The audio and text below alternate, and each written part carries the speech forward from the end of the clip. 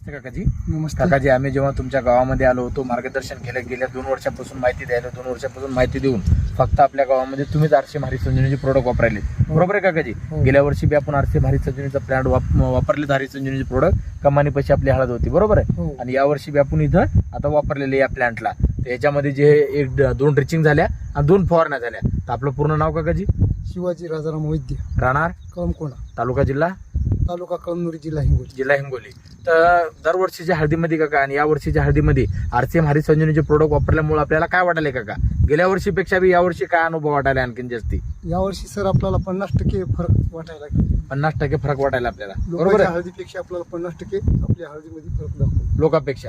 आणि आजूबाजूची जी लागवड आहे काका, त्यांच्यापेक्षा आपली लागवड अगोदर आहे का त्यांच्या अगोदर आहे? 8 दिवसानं आपली हळद लागवड लेट आहे. लेट आहे. 8 दिवसांना लागवड लेट असून पण आपल्या हळदीची ही सिच्युएशन आहे. हो. आज जे आपण आलो पाहायला तर 6 सप्टेंबरला आलो, 6 सप्टेंबर 2024 आजच्या तारखेला पाहायला आलो. तर याच्यामध्ये आजच्या तारखेला तुम्हाला काय काय बदलाव दिसायला आपल्या हळदीमध्ये? आपल्या हळदीसारखी आज जवळपास हळदच नाही सर. हळदच नाही म्हणजे पूर्ण पानाची जाडी, पानाचा पानाची कलर, जाडी, हिरवा कलर, हिरवा वाढ. कलर, वाढ, हे फुटव्याची वाढ, म्हणजे पूर्ण इथून तिथून एकसारख्या कमड्या बनलेल्या आहेत, एकसारखं बुड थोंब बनलेले आहेत.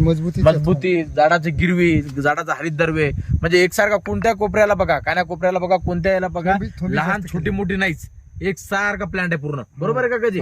ते एकसारखं प्लांट आहे. तर याच्यावरून काकाजी भारतातल्या शेतकऱ्यांना किंवा आपल्या गावातल्या शेतकऱ्यांना बघून पण वापरायला पाहिजेत का नाही? अनुभव घ्यायला पाहिजेत का नाही? वापरायलाच पाहिजे. वापरायलाच पाहिजेत ना. आणि दरवर्षीपेक्षा काका आपल्याला खर्च कमी लागते का जास्त लागते? खर्च कमी लागते मार्केटपेक्षा, बरोबर आहे? पेक्षा औषधी आपण जर तिकडली आणत राहिलो हा, तर तिकडे आपल्याला डबल पैसे जास्त लागतात. डबल पैसे जास्त लागतात. इकडे आपल्याला बचत होते. 50% जवळपास खर्च आपल्याला बचत होते. 50% खर्च बचत होऊन ऑलरेडी आपल्याला या प्लॅन्टची अशी सिच्युएशन दिसते आपल्याला. म्हणजे कुठल्या प्रकारचं आजच्या तारखेला बघितलं लोकांच्या आजूबाजूच्या प्लॅन्टवर तर करपा यालाय, फंगीसाईड यालाय, फफुंदी आले. आपल्या कुठल्याही कानाकोपऱ्याला बघितलं तर कोणत्याच कानाकोपऱ्यामध्ये आपल्याला डाबका डुबका बसलेला नाही आणि कुठंच याचं सड नाही, कुठल्याच प्रकारचा करपा पण नाही. चारी कोणते हळद सारख्या चारी कोणते, बरोबर आहे काकाजी? तरी पण आपलं जे तुमचं दुधाचा व्यवसाय, दुधाचा व्यवसाय असल्यामुळे टाइम टाइम बघणं होत नाही, आहे का नाही? टाइम बघणं होत नाही, तरी पण आपली ही सिच्युएशन आहे, ही क्वालिटी आहे, बरोबर आहे काकाजी? तर याच्यावरून दुसऱ्या शेतकऱ्याला आपण काय सल्ला देऊ शकतो की अर्धा एकर 1 एकर प्रत्येकाने अनुभव घ्यायला पाहिजेत का नाही?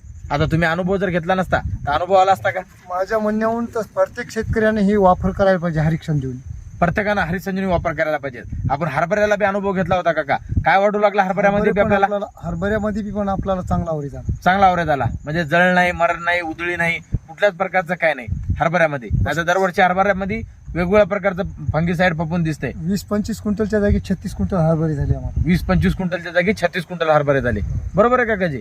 तर याच्यावरून प्रत्येकानं आता येणाऱ्या पिकाला पण, म्हणजे आता हळदीला तर लोकांना वापरायलाच पाहिजे, परंतु येणारं सीझन जे गव्हाचं आहे, हरभऱ्याचं आहे, प्रत्येकानं अनुभव घ्यायला पाहिजे प्रत्येक आपल्या प्रोडक्टचे, बरोबर आहे काकाजी?